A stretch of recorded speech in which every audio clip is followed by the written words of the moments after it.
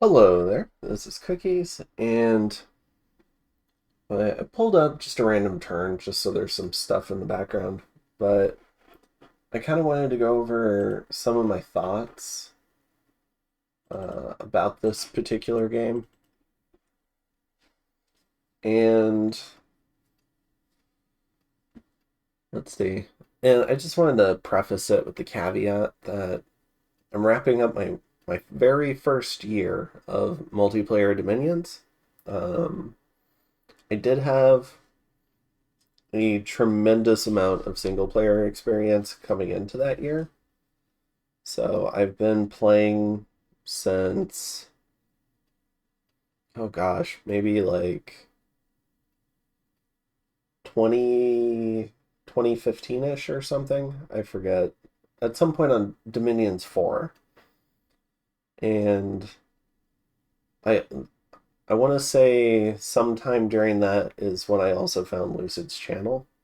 So one of the first yeah, one of the first some of the first campaigns I watched were I think he would do single player campaigns where he would let people comment for renames on different commanders way back in the day. And then there was an Airmore campaign where he fought a very persistent relay, and that was really fun to watch. But I was never willing to commit the time to play multiplayer Dominions until this year. But I want to say it's just been a huge blast. I've had a great time. I'm still learning a lot. I learn literally new mechanics of the game every single game. So I'm wrong a lot. I make a lot of mistakes. Um, I rarely, if ever, test outside of the early game for like sometimes I'll test an early game fight or I'll try and test an SC, but I often don't. So I can make some really dumb mistakes because of that. But and that might be me like overcommitting to different games, but maybe that's also I kind of find some joy in just seeing how it'll work out and trying to think through it rather than exhaustively test it to know how it'll work. But maybe that's the next phase of my game at some point is I'll need to start testing stuff more so that I can maybe make fewer mistakes and hit late game a little bit more frequently.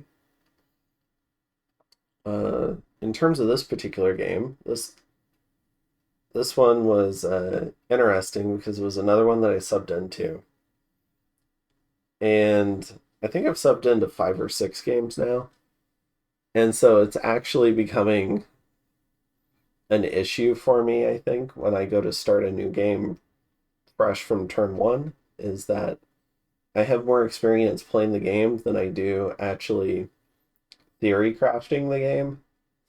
And so some of my builds are just not very good or they're inefficient. So maybe that might be something I try to do a little bit more next year is I still like subbing, so I'll still sub into games, but I'm gonna try to do some more games from scratch and try to come up with builds so that I can get a little bit better at the theory crafting part of it. I know a lot of Dominions players are very good at theory crafting, but it's something where it's definitely on the weak part of my game, especially because of my when I was doing single player, I would generally play on gigantic maps, and the build generally did not matter. What I was going for was tons and tons of nations, tons and tons of thrones, and I was just kind of exploring the game. And so I don't know, I did stuff like play until turn 200, stuff like that. into the super late game in single player. So I don't know. It's I feel like it's a different experience than what a lot of Dominions players have had. So it's probably time to start brushing up on the theory crafting and getting better at that. In terms of my thoughts for this game in particular, I wanted to kind of break it up into four categories. So, and those categories are going to be the nation itself, so Erytheia, how the Diplo in the game went, how the macro went, and how some of the nitty gritty scripting went. And I've covered a lot of this through various episodes, but I thought it would be good to have a little bit more of a summary for it. All right. So, in terms of the nation, uh, I really like the 90 Gold Mystics. I know a lot of people talk their heads off about the Deducos, and the Deducos is very good, but I think the Mystics are a little underrated. And to just kind of bring those up, the reason why I think they're a little underrated is you can uh, one, there are two commander points, but you can get citadels on land, which give you three commander points. So they recruit 50% faster than the Deducos. They cost half as much, because the Deducos is 180 gold. Yeah, so they're half as much. Excuse me. But yeah. So you can get two for the price of one. Now they are about the same upkeep. So I will say with the Mystics, you want to keep them moving. And so something I do wonder is with the Deducos, because the Deducos gets an even better Adept Researcher bonus. They get, well, it's two, but they get a lot more research done.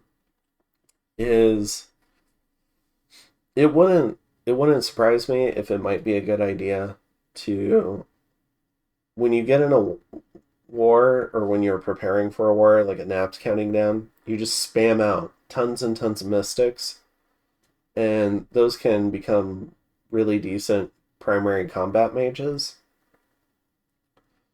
And what that'll let you do is use fewer Deducos, and that'll make attrition less significant. It might hurt your research a little bit less. And the Mystics make really great Communion Masters because you're only going to have one cross path on them, so you should have a pretty good idea about what they're going to be casting. So the casting AI with Lucid's mod, which is what we played this game with, if you get the Astral random, you know they're only going to do Astral spells, so probably like Soul Slay, Mind Burn, Enslave Mind, whatever your research is at, is probably going to be something along those lines. If you get the Earth ones, they're just going to love throwing out gifts from heaven all over your own guys. But they might also throw out Petrify if you put them on Advancing Cast. And even occasionally they might do stuff like Blade Winds. With the water guys, uh, and I think I underutilized the water randoms in this game. Because with the water guys, not only do you get Frozen Heart, which I used somewhat effectively against Flagra. I could have used it better because I ran into range issues. But with the water randoms, you can also do liquefy communions. So you can either kill or cripple like huge parts of the enemy army, and that can be a really nice deterrent on enemy sacreds. Because they're going to be really sad if you cripple 100 of their sacreds, and now 5 of them die every turn as they move them around. Stuff like that. The fire ones are really good for just general evocations. They're probably going to want to do a lot of evocations. And like any of these three are still going to do astral stuff as well. But it just gives you a little bit more control over what your communion is doing if these guys are leading it. And depending on your bless, now I didn't have much of a bless in this one. I think it was Farcaster and maybe something else. I think it was an S6 Pretender. I knew it was Farcaster. I don't think I really cared that much about whatever else it was. I can check.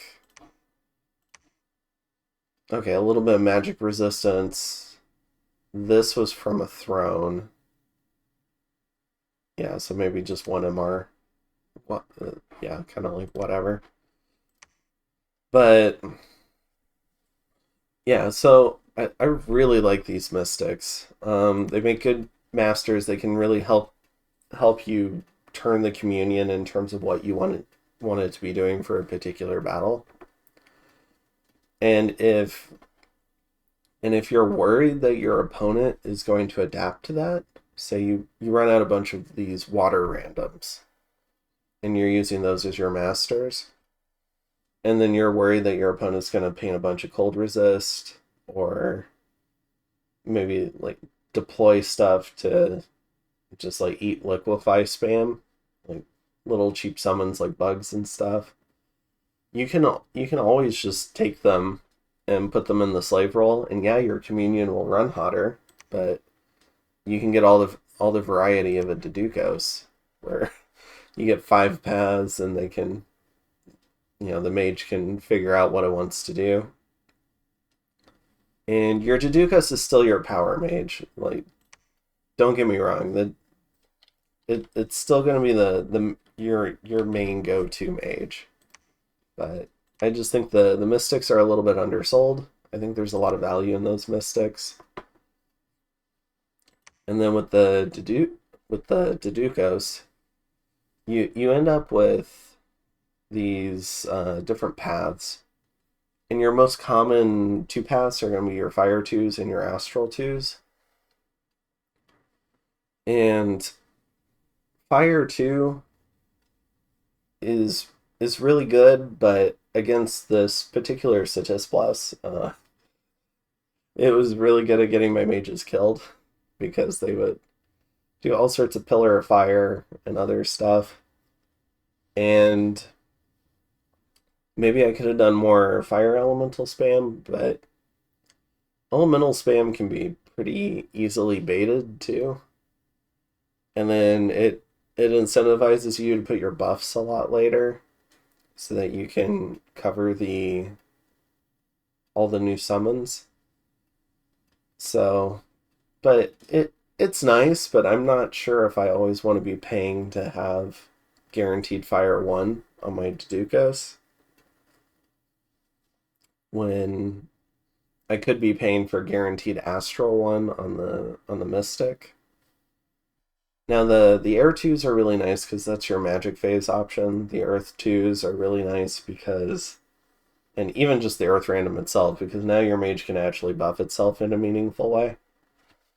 So, and that can be an issue. So I was doing a lot of turn 1 evos where the mages would send off a ton of Paralyze and Pillar of Fire spam.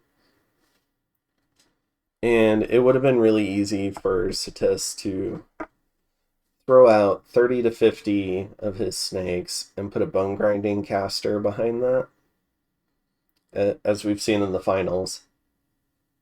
But one of the downsides to Erytheia is it unless your mage has an Earth random on it or an Air random, it can be difficult to, and maybe I'm just forgetting about a spell, but I think it can be pretty difficult to do a turn 1 buff. You can do Body Ethereal, but it might not target the mage. It might target some troops. And so you might still end up losing the mage. Like, it would still be better than nothing, but there's a good chance you're going to lose a lot of your mages just because they're targeting different things. And it's a similar story with your water and your fire randoms too, where maybe the water randoms can do liquid body, but that's not going to save them from everything. And I'm not sure what else they would do. And I don't know what the fire randoms would do.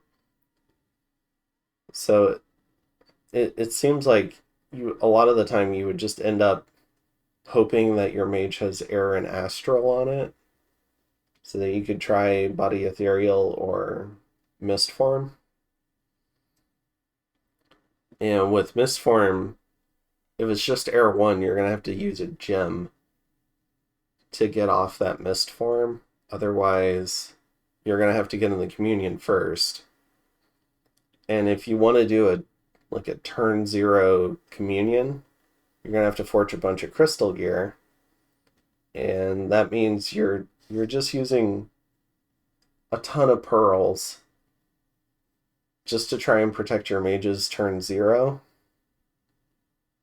versus different things dropping on them and hurting your mages.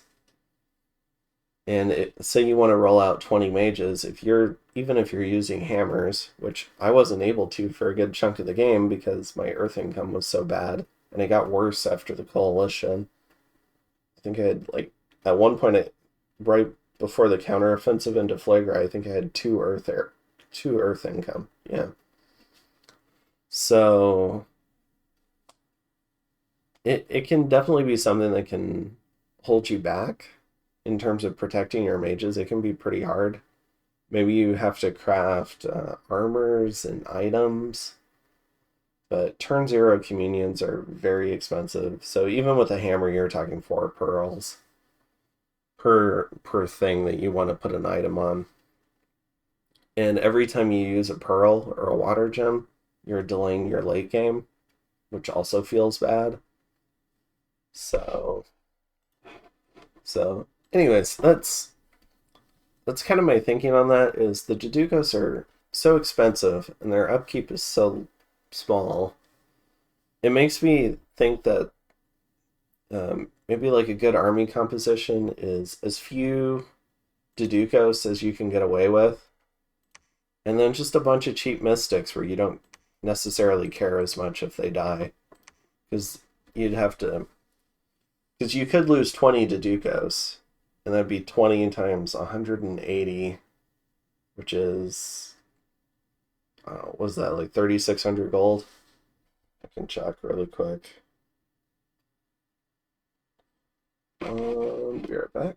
Yeah, so it's 3,600 gold, and if you lost that many mages, it's pretty devastating. But if you lose 20 mystics, we're talking 1,800 gold, which still hurts. Don't get me wrong, but I think it's a lot rarer that especially if you have a decent number of forts to pump out mages.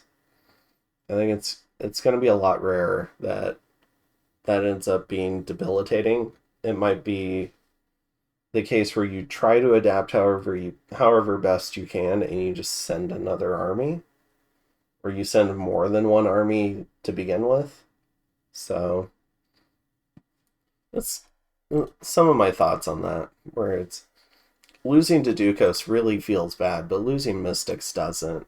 And I really never felt like I couldn't do many of the same things that a Deducus could do with Mystics. I always felt like the Mystics could do most of the same stuff. It just, maybe you needed more of them, or maybe you needed to sprinkle a couple of Deducos in just to get off certain buffs. Because there are some like turn 1 things that are nice from like Earth 2s and Air 2s, stuff like that. But that's kind of my feelings on the Deducos and the Mystics. In terms of the other big mage, the Pearl Mages, I really like these guys. A lot of them do come out old, which sucks. So like this guy's old. for instance. But the water and the astral ones, they can defend your forts reasonably well. They can do water elemental communions, frozen heart spam, liquefy communions. They, they have a lot of flexibility to them. Some of them can even do underwater lightning stuff, so like these air randoms, and that can be pretty strong too. And you can mix in Deducos with them. Deducos work underwater too. So they're pretty flexible mages, even when they're just sitting in a fort researching or doing their clam of pearls, the pearl cultivator ability. The nature ones are special though, and it is annoying having to build a Shambler skin because again, this is something that delays your late game by building it because it uses water gems. But building, or I guess it is worth it to get the nature ones out and about, and that's because the nature ones actually fit into your communions, and them being able to fit into your communions like that is really nice because if you're like in the late game, like when I was fighting Satis, being able to have one of these guys scale up, I don't know, 5 or 6 paths with some of those big fights meant he could cast all the big nature buffs, and he was just a cheap national nature mage. So that was pretty nice. In some ways, it was better than the Hecatorides, which are the national mage summon, which are, I don't know, some amount of water and nature and holy, if I remember right. But and that's because they do have that astral path on them. So with the Pearl Mage, you're guaranteed to be able to fit it onto a communion because they're guaranteed Water 2, Nature 1. And you know, guaranteeing that you can put nature on that communion is a pretty big deal versus being relegated to having maybe like an N3 where you have to give them a Thistle Mace, and then it can be hard to get off certain high-end nature spells, like maybe like Howl and what's the other one? Mass Regen. Some of that kind of stuff, or like the high path ones. So, but yeah, I really like this mage, the nature variant. Uh, and like yeah, they're really expensive, but you're gonna get a certain number of these guys anyways, probably. It can be tricky to get them in the early mid game though, because these mages are so expensive. They're not holy or sacred, so they're 140 gold, which I think is twice a normal mage. So 72 gold. I think the Jujukos is 72 gold. Yeah. So they're twice as expensive on the upkeep front as one of your regular national mages, like the Mystic or the Deducos. So, but yeah, I really like the nature randoms. It just feels bad recruiting some of those guys quite so early in the game just to get the nature random. It's really expensive. Um, Let me see. With the Deducos, there, there's a lot of interesting potential there in the Bless, or in a Bless. I had a Farcaster Bless that I inherited because I subbed into this game, but I think there is some really cool potential there that you could play around with, especially with their sacred tag. So I don't know. Maybe you could do reinvigoration. You could put recuperation on them. So when you make them communion slaves, they'll heal the afflictions from it. Maybe you could get some sort of weird regen bless, and then you can run your communions hotter. Uh, I don't know. There's a lot of interesting stuff you could do with that. You could take unaging, and they'll live a little bit longer. I don't know.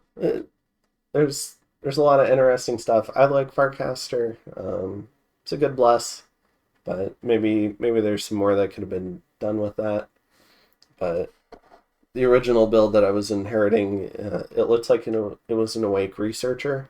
So the goal was to hit certain targets very early and probably roll that into an early war win. Let's see.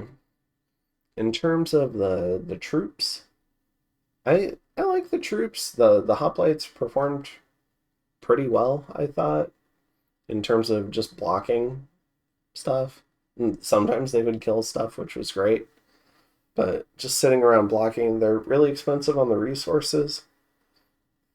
But if you have enough forts, I think it's they seem to recruit significantly better out of land forts than they do off of underwater forts. Maybe that was just my geography though, but um, yeah, they're really nice troops in terms of just being able to sit there and hold the line. And because you have so much astral on your nation, it is possible to maybe get away with a little bit fewer of them because you can gateway around and get them to where they need to go. But I don't know. I never felt like I had too many of them, I guess. So, yeah, they're really good troops. I like the crossbows. The crossbows under working underwater was also really nice. Yeah, I really like Erytheia's troops. I liked having troop scales. Those felt really good. Being able to mass without running a billion commanders around all over the place trying to herd cats and like figure out like pick up like one or two guys per province trying to rally the troops. So it felt really good being able to just mass them in a few forts and have them ready to go. Um, let's see. I guess another nice part of the nation are the amphibious scouts. They cost the same as regular scouts, but just being able to run them in and out of the water, even just for like, gym meal purposes or being able to just move around the map a little bit faster, that was really nice.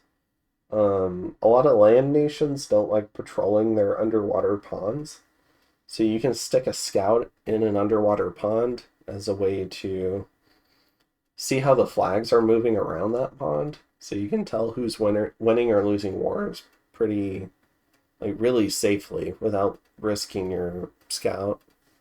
So that's super nice. Um, and it's also nice that they can cross rivers and stuff. Let's see. Now I will say a downside to the merman tag, the same tag that makes the scouts really nice, is that when you put earth boots on your Earth 2 Deducos to make them Earth 3 or just in general, and you're moving them from land back into a pond, you have to be very diligent about putting those boots back into your inventory because they'll happily drop those boots as they lose their legs marching back into the sea. And that can be super annoying because earth boots are really nice. Uh, another weakness for the nation is the lack of death access. It was really tricky for me to break into death. Probably the easiest way would have been on getting a was it like the Cochthead or whatever? But I think that's Conjuration 7 or 8. And you've got a lot of other research targets to hit on Erytheia. So I'm not sure if you want to take the time to wait for that to be able to get that kind of death access. So, and honestly, like the death path in general is super strong with Erytheia because a lot of the death summons are have at least the poor amphibian tag so they can go underwater. There's a lot of death mages that you can summon that also have the amphibian tag. And so I think there's a decent case for taking some death on your pretender to just help you break into death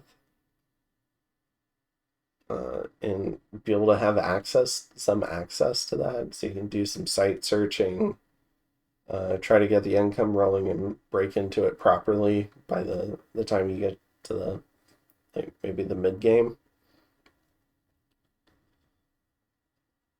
And death can also be really nice on your communions too once you break into it because you can throw up invulnerability on a communion, which it can be nice. You can also do life after death, which is really nice if you accidentally burn out your communion, you get a bunch of solace. Uh, I know I'm forgetting a few spells, but I really enjoyed having life after death. I mean, you can see in the screen right now that there's some soulless mages on there, getting a lot of use out of them. And oh, and that's another thing with the death mage you can craft. If you use the Lucid's thematic gem gen mod, you can use your death access to forge Job's Bowl, and that'll give you temporary astral pearls, which is slightly better. It's really cheap. It's 5 death gems without a hammer. And unlike there's a 5 nature, 5 water item that gives you 2 pearls. I think it's like a clam of pearls or something. Because that one uses water, that one that one feels a little bit worse to forge. So if you're willing to if you do something like take a recuperation bless, you could use a lot of these Job's bowls to get temporary pearls on your mages, so you can do a lot of turn one shenanigans and maybe get off oh gosh, what is it? Anti-magic a little bit more efficiently. So I only figured it out in the late game, but I really like that. So let's see.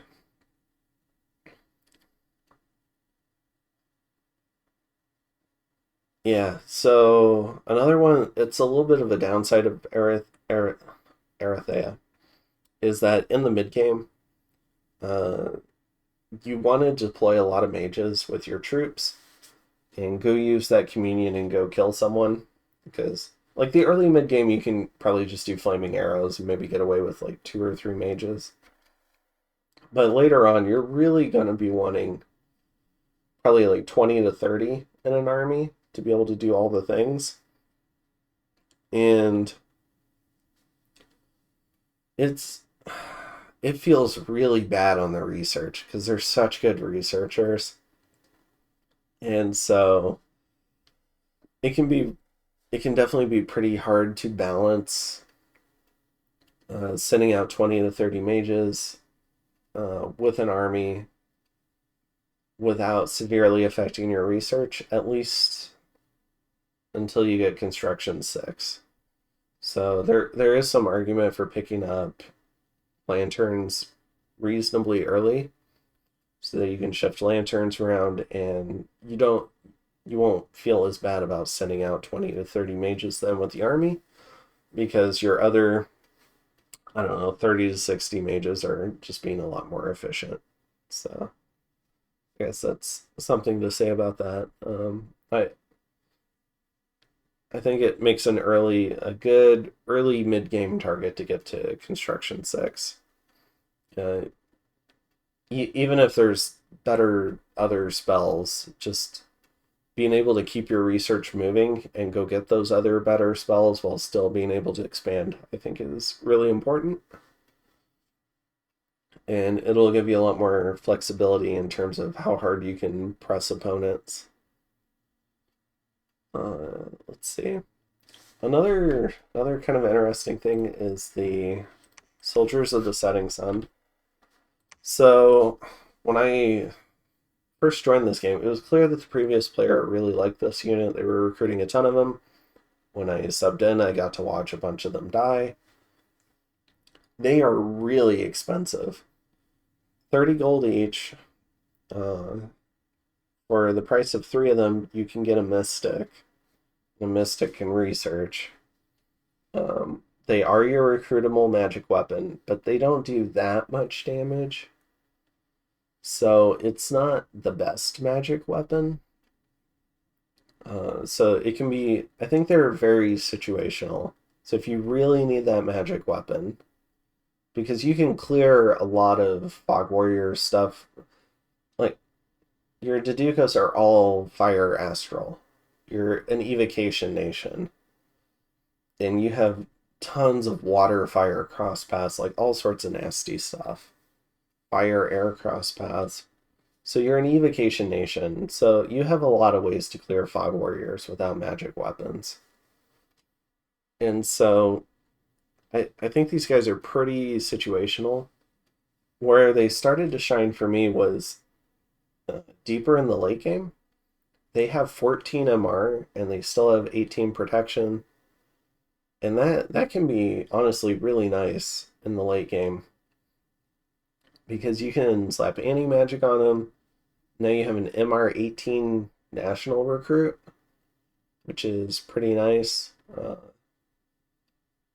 In terms of the 30 gold cost, it kind of, in the late game, it might put them at a, it feels like a 1-gem summon, and I think they're better than most 1-gem summons.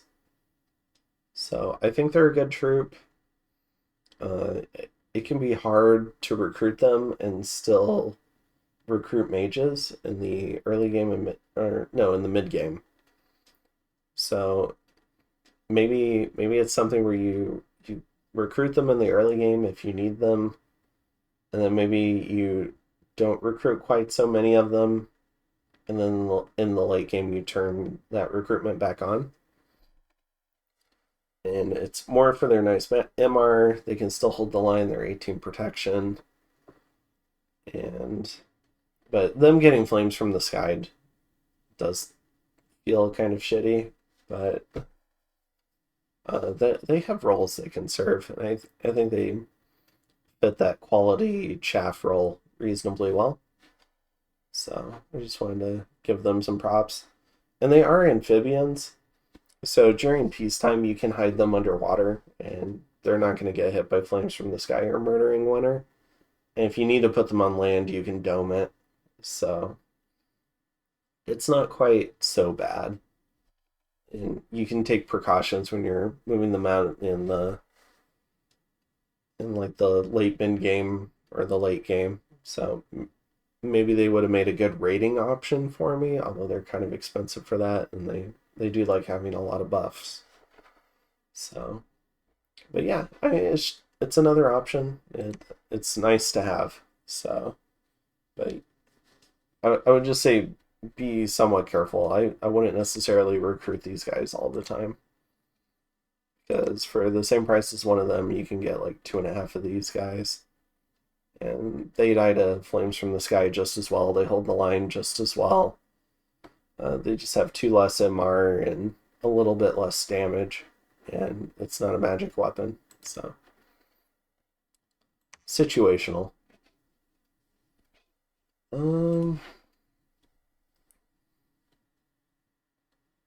Let's see. Yeah, so I guess one last point about the nation is as maybe like I consider it a water nation. I know their caps not in the water, but I do consider them a water nation. And to me, they're yet another water nation where 2 of your primary paths are water and astral. And because whoosh farming is part of your late game, and you have the Pearl Cultivator ability, every time you spend water in Astral, you really, it needs to be worthwhile. And it can feel really bad using those two gym types to do anything but propel you towards your late game. And it really sucks because it's uh, two of your primary mage paths. So you have, and you can kind of tell from the Deducos. So you have five primary mage paths, and sitting there going and feeling bad every time you forge an item or summon a troop or uh, like set up a battlefield spell using water or astral, it delays or hurts your late game in some way.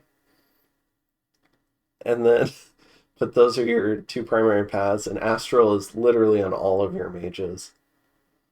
And so you find yourself trying to do more with your earth, air, and fire paths.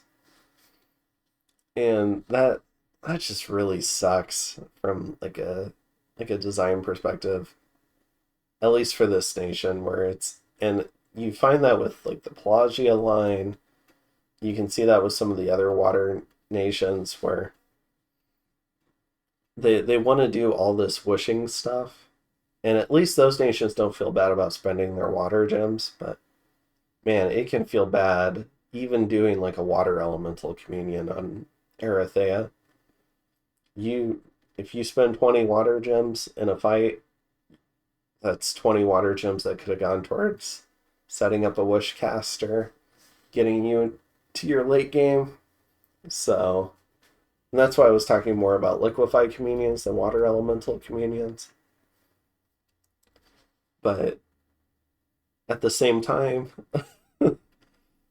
it's like it can be hard to win underwater with just earth and air, and your fire magic's not really going to do anything down there. So yeah, it's tough. You have to make some hard choices, and you really have to gauge things correctly. So for that reason, I think Erythea really can be it's a high it can be kind of a high skill floor nation. I know I made a lot of mistakes with how I spent my gems that I think a better player wouldn't have made those same mistakes, and they probably could have gotten a lot more mileage out of the nation.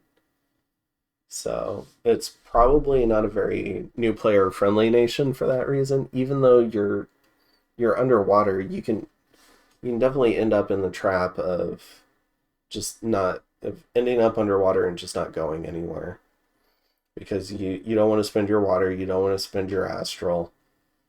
A lot of the earth forging needs astral, and even some of the fire forging needs astral.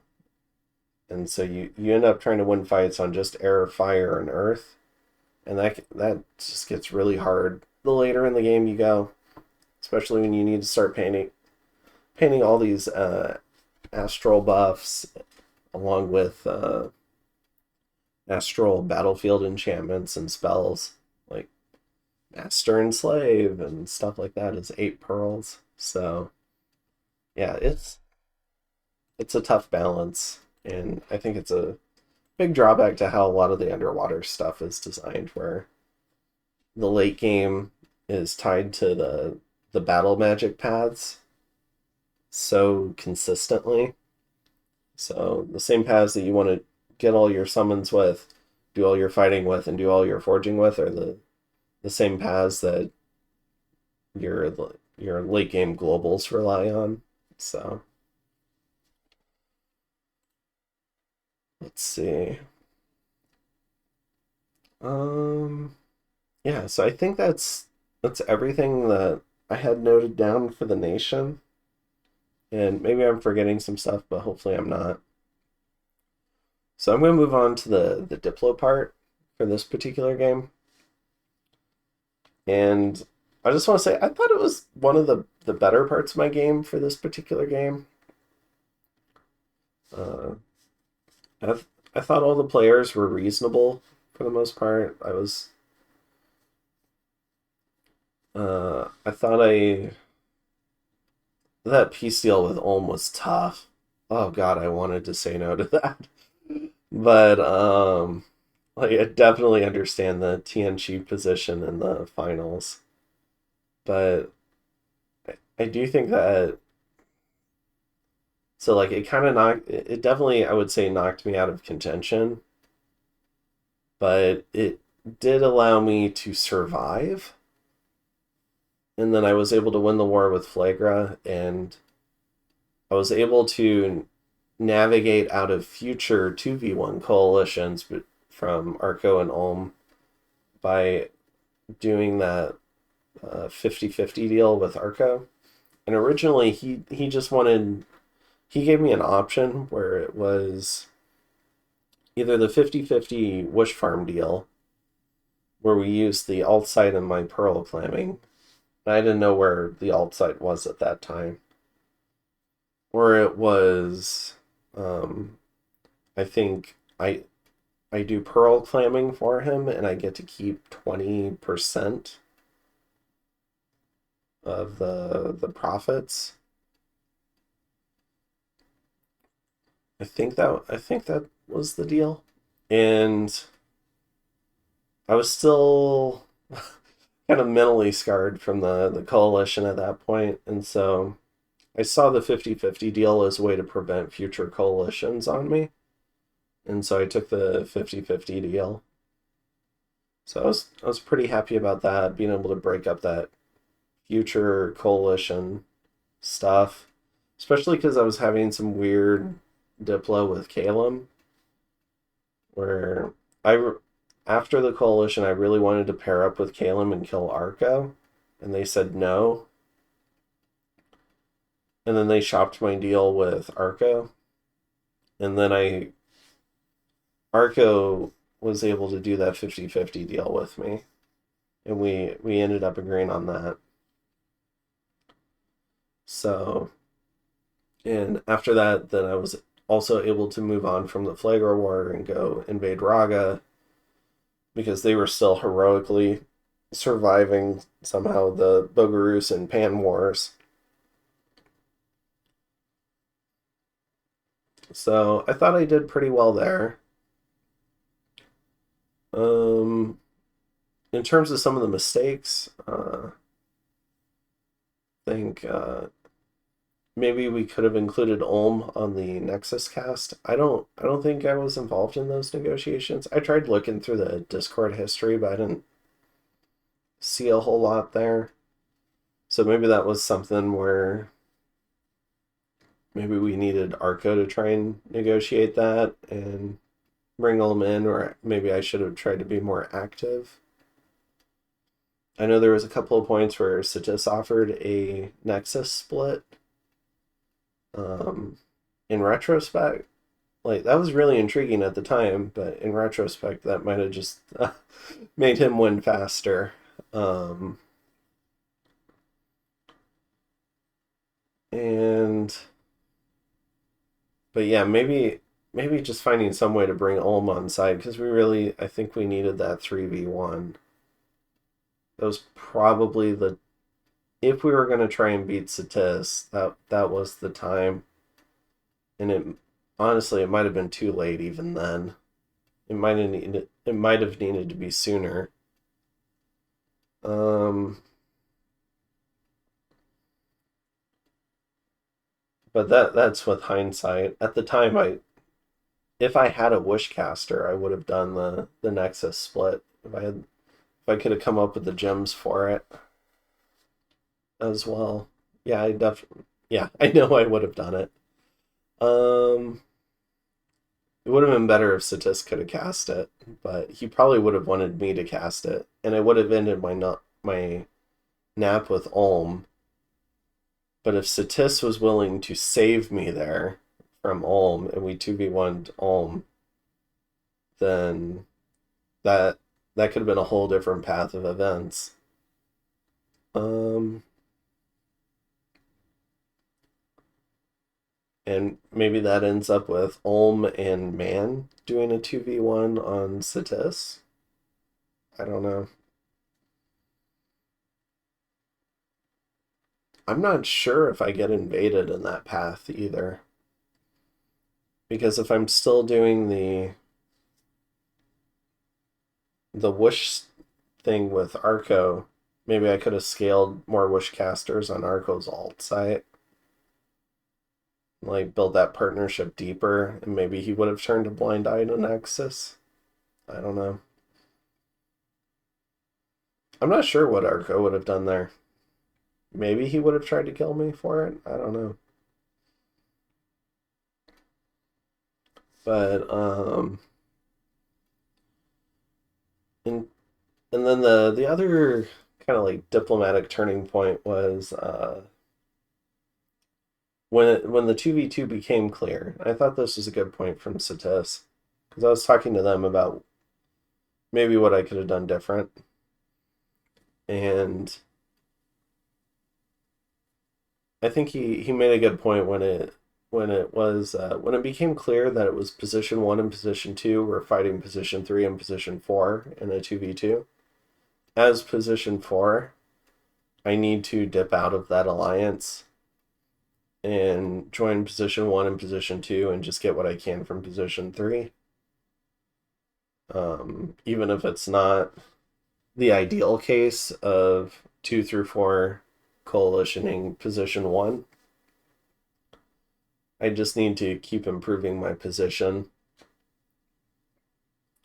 That was just socially really difficult for me because I'd worked so hard on all those deals with Arco, and I had spent a lot of time working with Arco. It would have felt really bad to betray Arco like that, but yeah, I think that would have been the right call.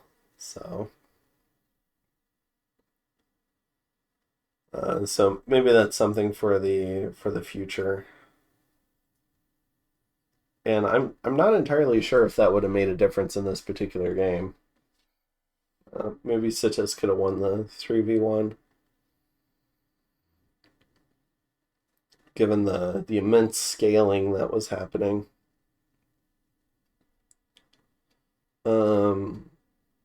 I guess another kind of a little bit of a downside to me joining into a 3v1 there is Ulm would have had less time to build up as well. So, but then also Sitis would have gotten less stuff. So, I don't know. And I could have built up more too. So there's definitely some interesting thoughts there. But yeah, I think generally that lesson's a correct lesson. Uh, but yeah, outside of that, I think I played the Diplo fairly well. Um, I think I navigated through things pretty well. So yeah, I think that was one of the parts of my game that I was more happy with. So, and speaking of parts of the game that I wasn't too happy with, it was probably my macro this game.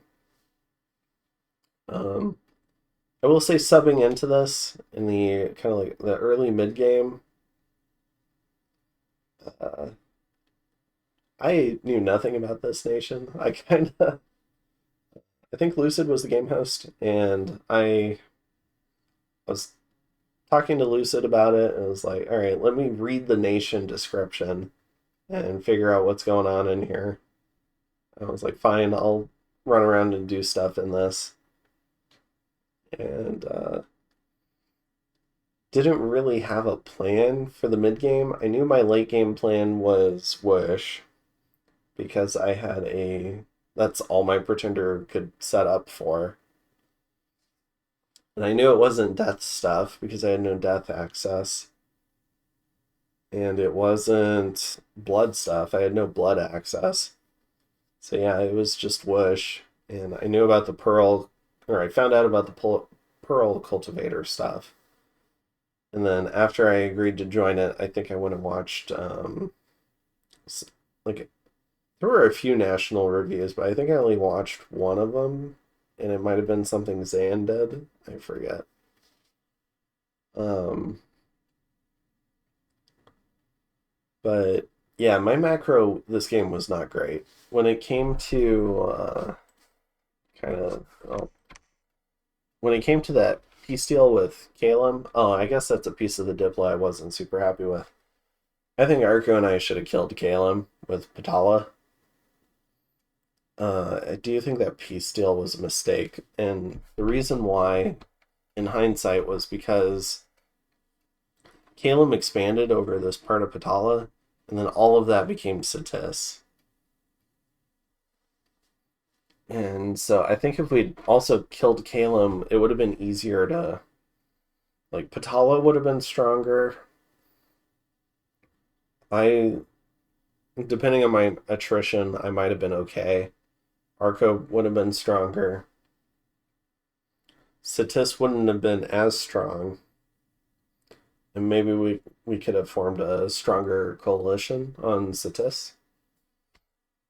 So that's something about that. But in terms of the macro, we did end up accepting that peace deal. And I had to rush all my stuff down from Raga all the way down to the southern front using gateway shenanigans, and then I needed more siege chaff. I ended up spending a bunch of, because I had a lot of fire gems, because I had a Eternal Pyre split with Arco.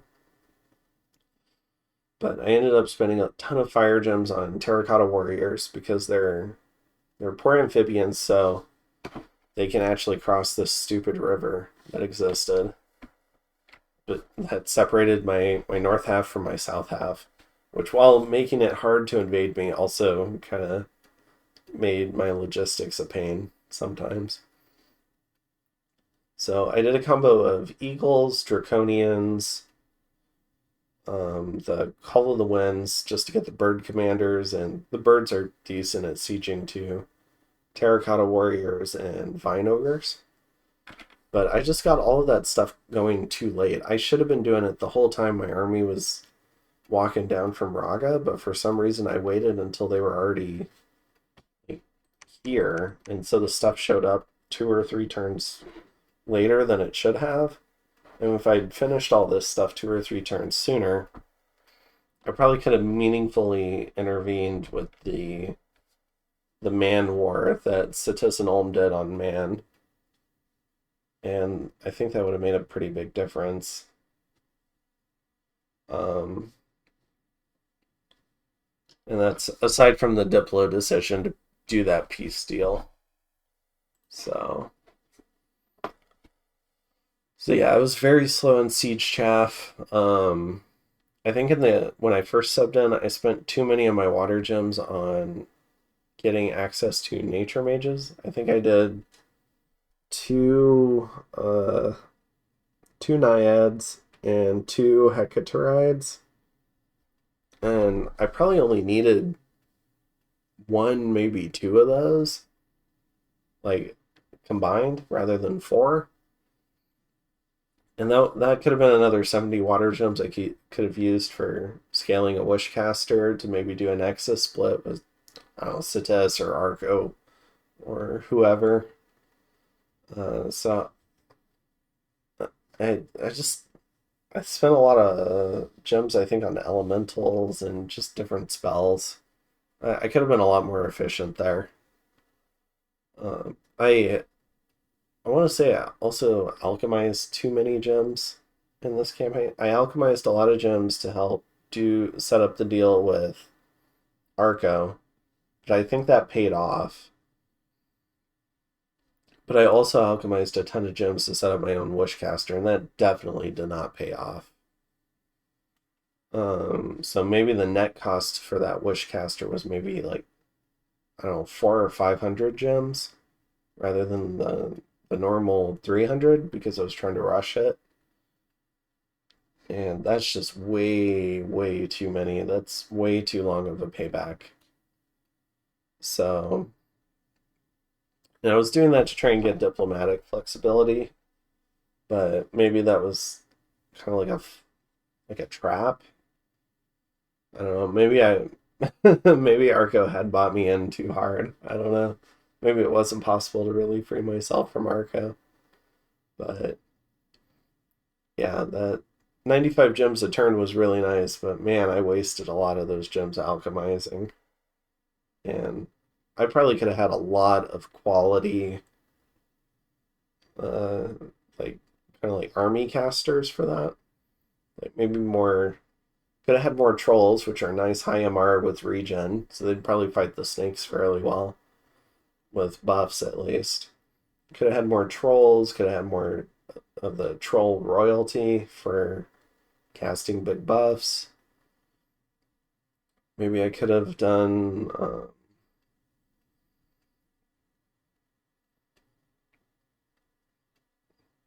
Gosh, I'm forgetting some of them.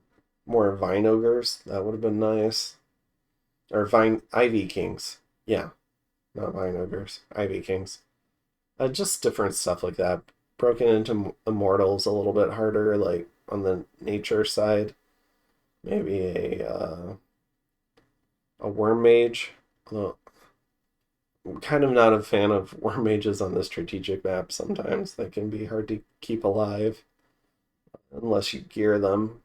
Uh, but yeah, just I don't know. Just could have had a lot more stuff, honestly. And I think a lot more stuff would have helped me put up a much better fight against Satis. Um, I think I should have built some more forts as part of my macro. And this was, so I think I had a good number of forts after the Phlegra War, but going into the Satis War, it would have been nice to have a north-south line of forts. So I was almost there. I think I needed three forts and maybe a fourth. So for the land connection on this part, it would have been nice. This one would have been really nice, and this one would have been nice to have because not everything I had was amphibious. And then it would have been really nice to have a fort here on this Oracle's Lair, the Pool of Sanctity. It would have been nice to have something here and then something here, just so I could safely move stuff north to south without worrying about flames from the sky and stuff like that. Um, so I don't know, something else to think about. Having some more forts. Um, I think I had the perfect number of forts for regenerating mage numbers up until the point where I started losing forts, and then it wasn't enough forts. And that was only because Ulm kept giving me money. So, but yeah, so because I was losing income kind of proportional to losing the forts, but because Ulm was giving me money, it would have been nice to be able to get more stuff in the on the northern end, even though I was losing a lot of forts. Um, yeah, so I think that's a lot of that. It would have been nice if I'd ported more of the border with Arco too. Uh, Arco, I think, had taken, well, using land he like bought and taken from me. He had built forts and taken forts along my border, but I didn't have anything along his border. So when Satis uh, wisely went around my the narrow little fronts that I was defending against him with, I didn't have a lot of answers because there just wasn't a lot of forts there. There were forts in the south, so the Kalem region was defending itself better. But the forts and there's nothing between Arco and my capital to help me defend my capital from Satis once he moved through Arco and the kind of like the Raga regions. So yeah, I was not super thrilled with my macro this game. I thought the Spirit Mastery was a interesting little way to deal with the Blood Vengeance. And I did an okay job getting some respawn stuff, but I could have done better.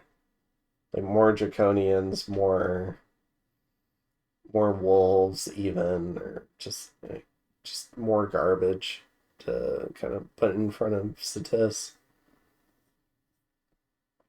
In terms of so kind of moving on from that, in terms of scripting, uh, it was a little bit of an evolution trying to fight the Blood Vengeance Bless. I did a lot of live experimentation because I was fairly busy, so I was having trouble testing. Like testing stuff would have been a lot of time. So it was kind of more like live experimentation the first couple of wars or turns in the war with Sitis. And it took me also a little while to figure out that spell redundancy was a bad idea against Blood Vengeance. Normally I like doing it in case somebody gets interrupted. And then I put the redundancy in different casting slots so that the mage later on will go, oh yeah, we haven't cast anti-magic, and we'll go ahead and cast it. But in this case, it was bad because I had mages with gems and gear, and they were saying, oh, the mage before me cast anti-magic. I'm just going to cast a big evocation now and kill myself. Is kind of a, it was definitely, it feels bad for Blood Vengeance. So I had to be very particular about the order that I was doing buffs in, including, as I found out, just individual spells. So if I do turn one anti magic, I don't want to be putting, or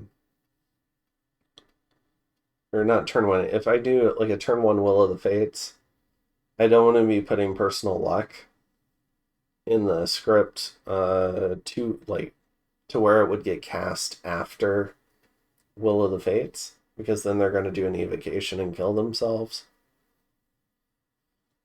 So I had to be really careful with some stuff like that.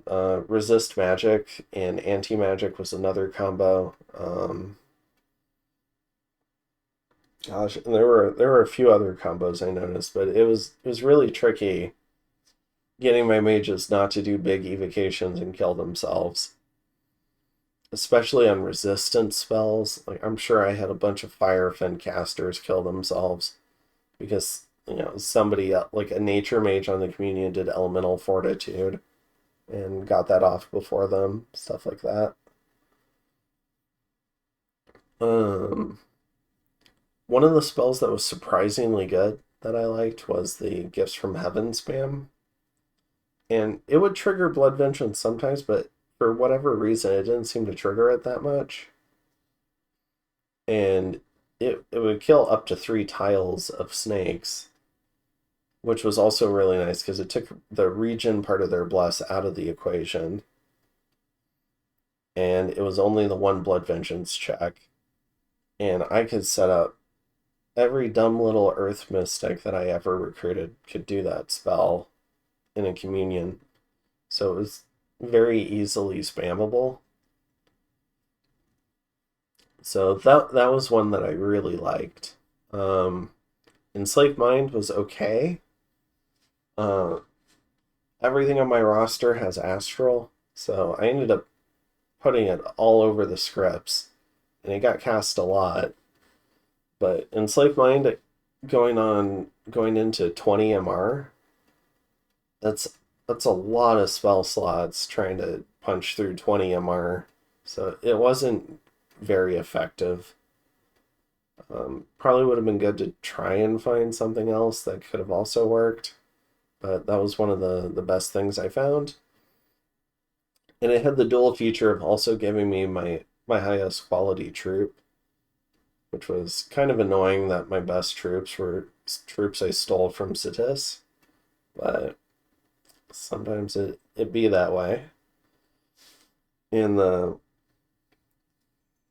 like they were still my best troops even without the Sitis bless, basically without any bless because they were on my side. I just got +1 MR, but it was still really nice because they were still high HP undead snakes, and so his mages could handle them pretty easily on advance and cast. But For me, once they got buffed by my communions, they were definitely some of my best troops.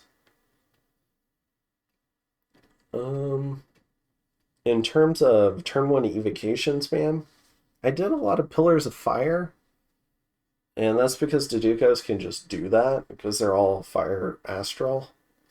But it might have been better to do more Liquefy spam. And that's because Liquefy either kills the snake or it cripples it. I think it just doesn't do arbitrary damage that can kill your mage.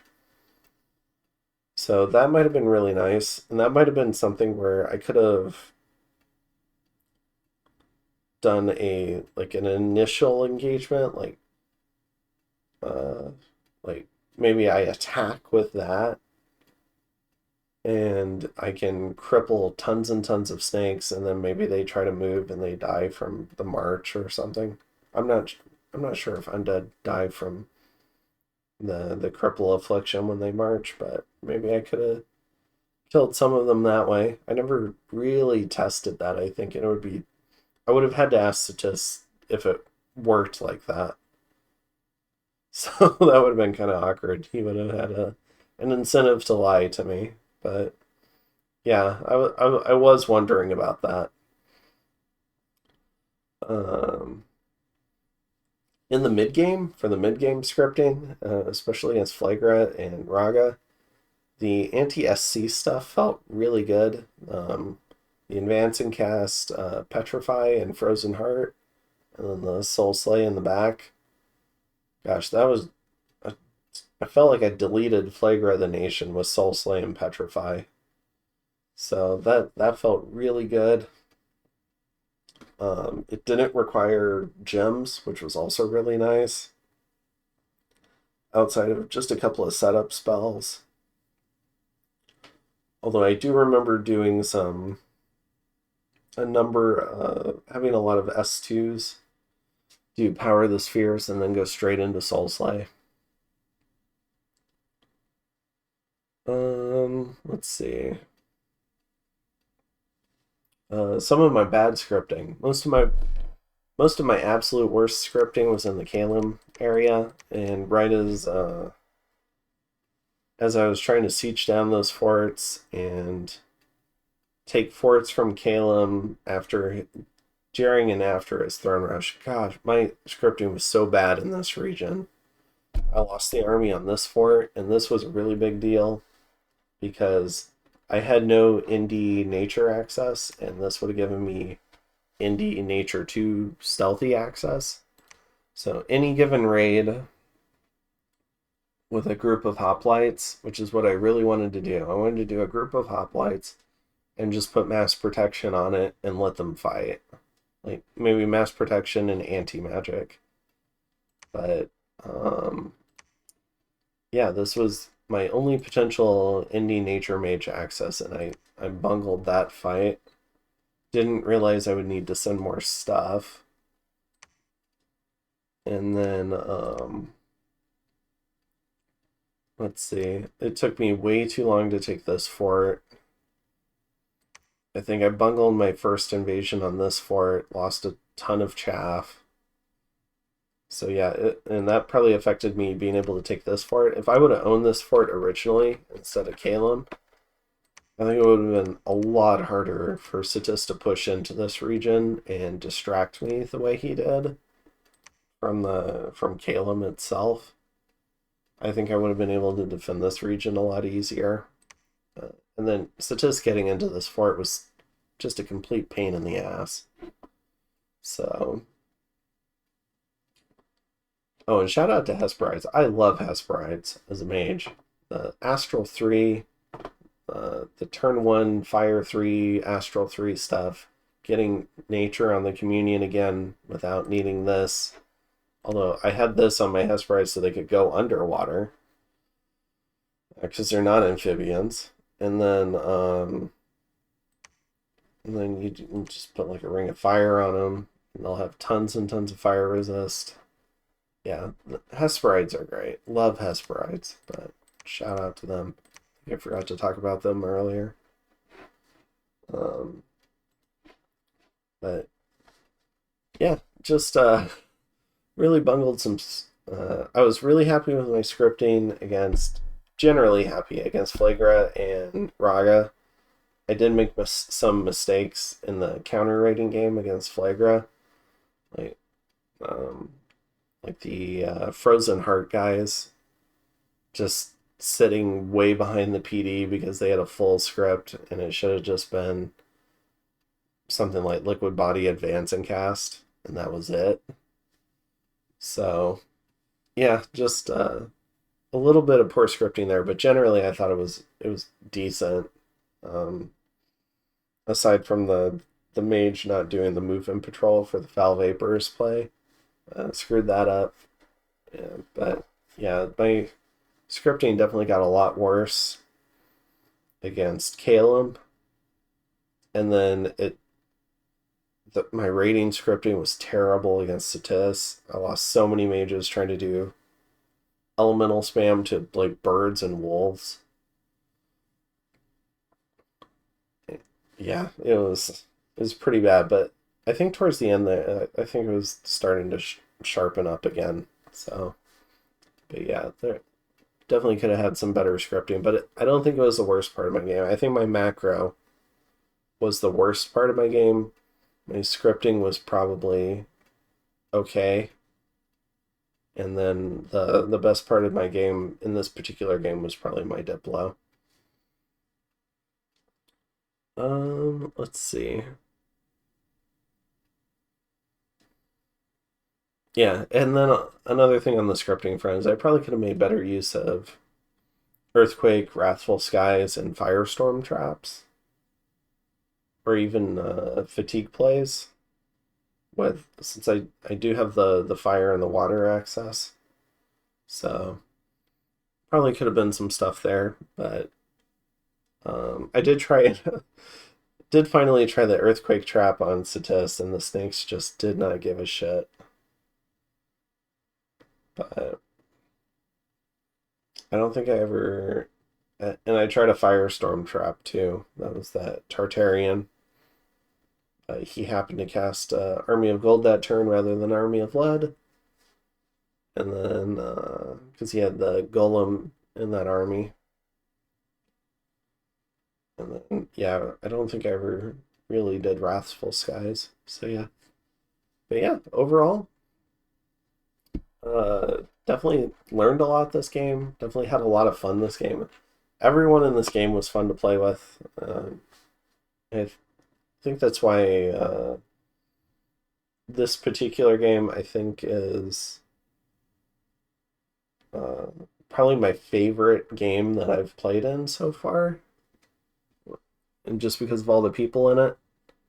And then my other favorite game is the currently ongoing Hydra game with Weeb Sasson, who's the Citus player. Just because I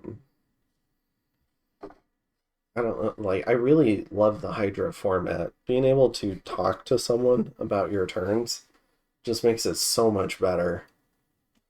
So, um, yeah, but overall for this particular game, credit to Satis for, honest to God, having a build where he could damn near win it on the Pretender screen. What a cool build. And then just playing through everything so well. Got a lot of advantageous wars all in a series until he won the game. It's just excellent Diplo and then excellent macro. And honestly, the scripting kind of took care of itself from there in many ways. So, yeah.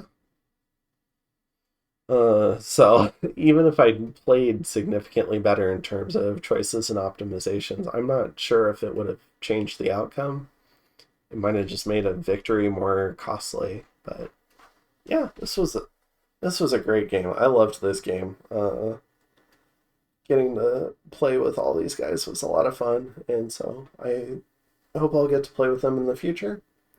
Uh, Hopefully you guys liked some of these reflections. If you have any questions or or if you're wondering about anything and I can figure it out or answer it, feel free to ask.